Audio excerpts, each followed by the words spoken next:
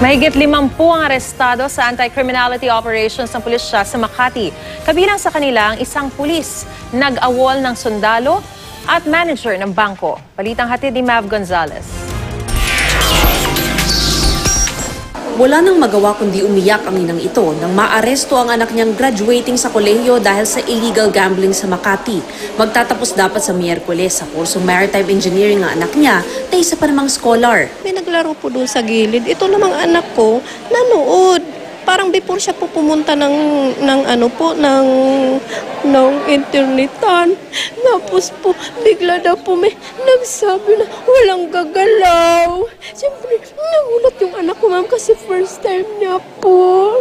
Isa lang ang anak niya sa 55 na aresto ng Makati Police sa loob ng 24 oras. Napuno ang lobby ng presinto sa rami ng nahuli sa simultaneous anti-criminality operations at paghahain ng warrants of arrest noong Biyernes. Bukod pa ito sa aabot sa 50 na tinikita na lang at pinagmulta dahil sa paninigarilyo sa pampublikong lugar.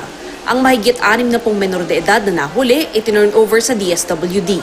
Samut-sari ang kaso ng mga sospek mula pag-inom sa publiko at pagsusugal hanggang sa droga at homicide. Meron tayong mga na-aresto dito na hindi namin alam na meron din mga existing na mga warrant of arrest at existing na mga kaso. So, kailangan dinodokumento muna namin lahat to. Itong lahat ng effort na ginagawa ng Makati City Police Station ay talagang towards a very peaceful conduct of election dito sa Makati. Sa mga naaresto, may isang pulis, isang nag-awol na sundalo at isang manager ng bangko. Nakuha rin ng baril si Police Staff Sergeant Chris Marquez.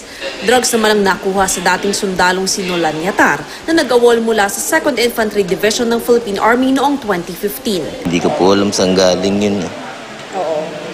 Pero kayo mo ba sure gumagamit? Pero inamin ko po, ma'am, gumagamit po ako. Oo. Kasi natukuhan na po ako nun. Pero yung nakita ko sa bahay na hindi ko po alam saan nanggaling yun, ma'am. Sure, sabi niyo nga natukhang na kayo. Ba't di pa kayo natigil? Tumigil na po ako, ma'am. Oo. Sabi nila, sir, nag-drug test na positive na naman kayo. Nag-positive si Yatar sa drug test na ginawa pagka-aresto sa kanya. Gambling at pot session naman ang mga kasong haharapin ng isang bank branch manager. Tumanggi siyang magpa-interview sa kamera pero napadaan lang daw siya sa bahay ng kasamang sospek.